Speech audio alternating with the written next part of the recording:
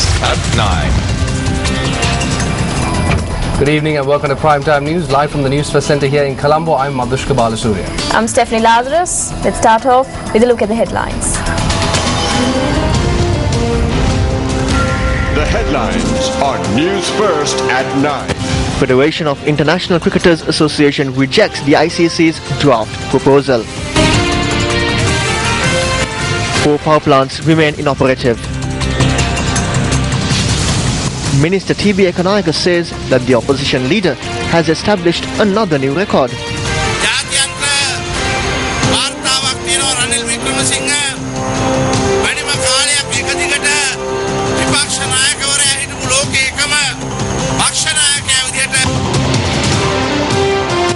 Minister Mervyn Silva says that he was provided 300 million for the development of Kalaniya.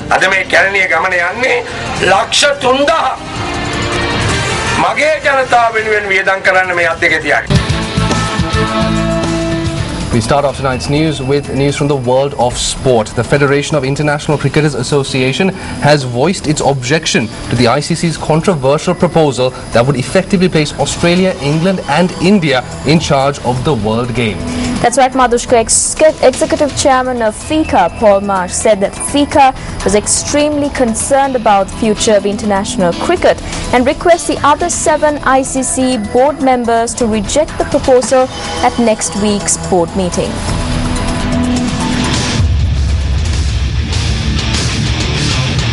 On the 9th of January, the ICC presented its member nations with a copy of the draft proposal. The private and confidential draft proposal, which was presented to the ICC's member nations, contains 6 sections. Which sections of the draft proposal cause the ICC to split into 2 sides? Extraction. Number 1, Section 2.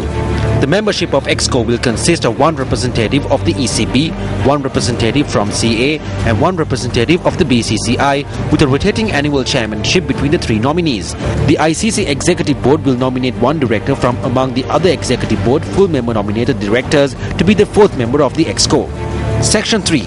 The Future Tours program of the ICC or the FTP will be scrapped. The basic principles underlying the recommendations in this section are: no member should be forced to play another member except as bilaterally agreed. CA and ECB will offer a guarantee of 3 tests and 5 limited over matches per cycle to the top 8 members. The offer excludes the BCCI. End of extraction.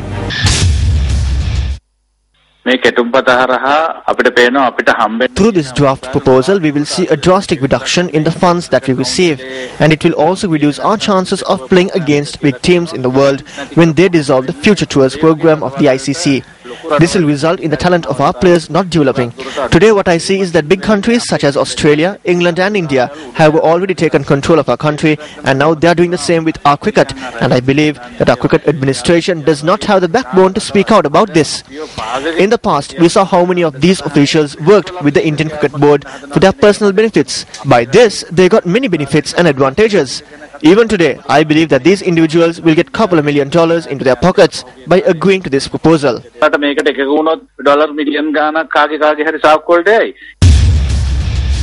Executive Chairman of the Federation of International Cricketers Associations objecting to the ICC's draft proposal emphasizes that CA, ECB and the BCCI should not act to fulfill their own ambitions. Extraction. This proposal is designed to vest control of the game in the 3 boards of India, Australia and England. It is not in the best interest of the global game, and we have real fears that it will only serve to strengthen the big 3 countries whilst the rest are left to wither on the vine. The game deserves far better than this, and all within FICA call on the other 7 ICC board members to reject this proposal. End of extraction. The ICC's controversial draft proposal will be put forward before the ICC board meeting on the 28th, Tuesday. The proposals need 7 votes of the ICC's 10 leading nations to pass, or else a 2/3 majority. India, England, Australia and New Zealand have officially said they are in favour of the new draft proposal. South Africa, Pakistan and the West Indies have officially rejected the draft proposal. Bangladesh and Zimbabwe are yet to make an official announcement regarding the draft proposal of the ICC. In this backdrop, what is Sri Lanka cricket stance on the ICC draft proposal? SLC Executive Committee member Shamit Silva, in a letter to the President on the 23rd of this month, said that SLC is observing a double standard and is yet again attempting to betray the country. The letter had read that one of the major questions facing SLC today is whether certain senior officials at SLC are attempting indirectly to make Sri Lankan cricket kneel before India. It adds that a justifiable suspicion has arisen among the cricket-loving public as to whether the efforts of these senior officials at SLC to gratify India are the result of their having abandoned the nation in favour of the amount of dollars they would receive. Will the future of Sri Lanka cricket be at risk as the ICC reaches a breaking point? More tomorrow.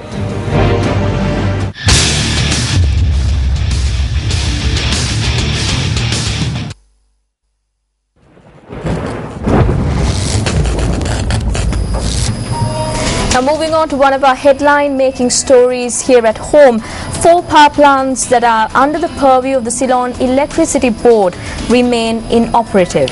Now the first phase of the Norchale power plant remains inactive. However, engineers have attempted to connect phase 2 of the Norchale power plant to the national grid. According to the engineers, the first trial was successful. At a time when there are glitches at the Kalanitissa and Norchole power plants, the Ceylon Electricity Board released all water from the Mausikale reservoir for routine maintenance. This measure was taken as maintenance on the tunnel from Canyon to Lakshapana was required. Remnants of the old Muskelia town resurfaced when the reservoir was emptied.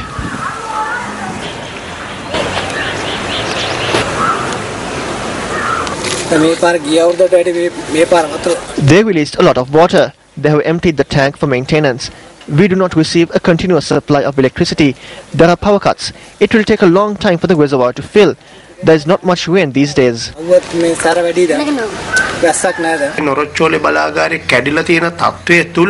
a backdrop, when the Norchole power plant remains inactive, the generation of electricity is low. The inactive power plants only aggravates the prevalent crisis. This can be attributed to the inefficiency of the Ceylon Electricity Board. They did not manage the reservoir when there was excess water. They wasted water from reservoirs citing maintenance. Such a situation has taken place in Mausikale. දැන් ඒ වගේ දෙයක් තමයි මෞසා කැලේ ජලාශයේ සිදු වෙලා තියෙන්නේ. මේක already මේක දැන් තමයි plan කළ තීත් එකක්. This was a planned activity. It was planned on the 14th of January. For a period of 2 months, the tunnel will remain open for maintenance. During the inspection, if we find a flaw, the tunnel will remain opened for another 1 month. The Canyon power plant is inactive due to maintenance. The national grid lost 300 megawatts of electricity due to technical failures at the Norchole power plant. The Kalanitissa thermal power plant remains inactive due to a fault in the cable that connects it to the national grid. General Manager of the Ceylon Electricity Board, Shamindranath Fernando, noted that the gas turbine at the Kalanitissa power plant is in operational status. We have around 3,500 megawatts of installed capacity. Now these are mainly in the power sector, in the sectors of hydropower, thermal power, both CB owned and otherwise. Now total demand in any particular day over the last week, if you say, never exceeded 2,000 megawatts. In fact, the highest maximum demand was 1,990 megawatts. That there's absolutely no need for any undue fear that we are short of generation and that we shall curtail power at any cost. ඉදිරි මාසයේ ඇතුළත නොරොච්චෝලේ බලාගාරය නිසි තත්වයට පත් වුණේ නැත්නම් If the Norchole power plant is not restored to operational status by next month, and if the Central Hills do not receive sufficient rainfall, there will definitely be power cuts. The Ceylon Electricity Board may also resort to increasing the electricity tariffs. බිල අඩු වෙනවා වෙනුවට විදුලි බිල වැඩි කිරීමට පවා විදුලි බල මණ්ඩලය යොමු වෙන්න පුළුවන්. මම හිතන්නේ විදුලි බිලේ කිසිම වෙනසක් වෙයි කියලා. I doubt there will be a change in the electricity tariffs. During the first portion of the year, we will definitely have to purchase electricity for high prices from power plants. During the rainy season, we will generate electricity from the low-cost power plants. It is after comparing this that the electricity tariffs will be decided on.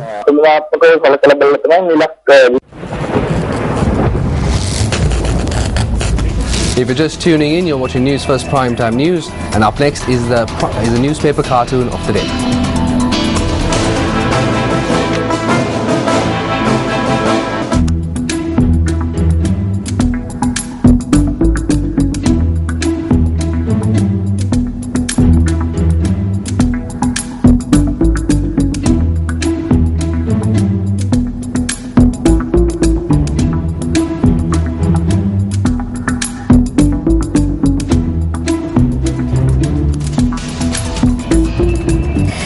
Super Fighter, Sri Lanka's first ever sports reality TV program is set to premiere tonight. Yes, that's right, Stephanie. The hunt in search of Sri Lanka's most talented boxers continues on the ground today in the Sabaragamuwa province as we gather 100 competitors for the next round of the program. Super Fighter. Super Fighter, which promises a novel television experience to audiences, is a joint initiative of Newsfirst, MTV and NBC Media Networks together with MAS Holdings.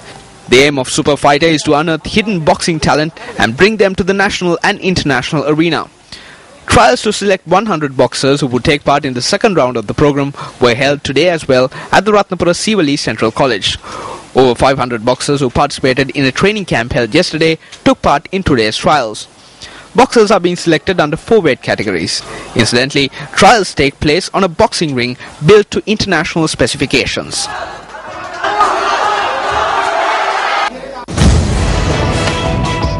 Super Fighter, Sri Lanka's first ever sports reality program, in search of the most talented boxer in Sri Lanka.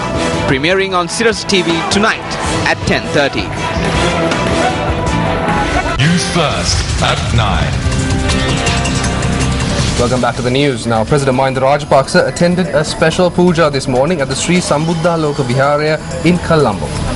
Religious observances were held to mark 1 year since the arrival of the Sri Sarvangadath relics at the temple. Incidentally, it was President Mahinda Rajapaksa who placed the Sri Sarvangadath relics at the temple premises last year. President Mahinda Rajapaksa engaged in religious observances prior to paying floral tributes to the relics. The chief incumbent of the Sri Sambuddha Loka Viharaya, Venerable Vitaramdeniye Mehdananda Thero, invokes blessings on President Rajapaksa. A large number of devotees as well as members of the temple's donor council were present at the occasion. President Mahinda Rajapaksa also declared open the new Dhamsabha Mandapa at the Abhirama Vihare in Narahenpita. The new 2-story building depicts the manner in which Lord Buddha preached to the clergy and the devotees. President Mahinda Rajapaksa also presented a memento to Venerable Muruthettuwe Ananda Thero, the Chief Sanganayaka of the Western Province, the Chief Incumbent of the Abhirama Vihare in Narahenpita, and the Incumbent Chair of the Public Service United Nurses Union.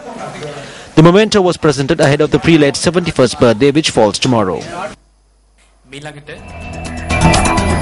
Minister Mervyn Silva says that individuals who misuse public property will no longer be given the opportunity to contest from the Kalaniya electorate. Yes, the minister made this statement when he attended a function held in the Kiribati area today. A special function was held in the Kiribati town today to mark the reappointment of Minister Mervyn Silva as the SLFP organizer of Kalaniya.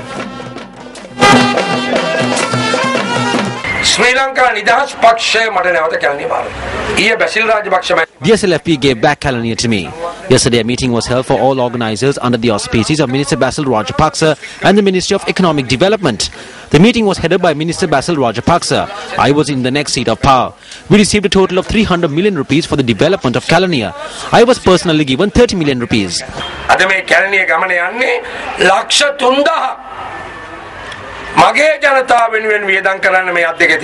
Meanwhile, a media briefing convened by several members of the Kalaniya Pradesh Sabha, including its chairman, was held today. Gampaha District Leader Minister Basil Rajapaksa granted a sum of 300 million rupees for the people of Kalaniya. This is not the personal property of anyone. It is the money that was allocated for the Pradesh Sabha members that represent the area, divisional secretariats and the Pradesh Sabha itself. Some individuals are making statements as if they brought 300 million rupees of their personal money. We are not sure if he will leave this area with the money. I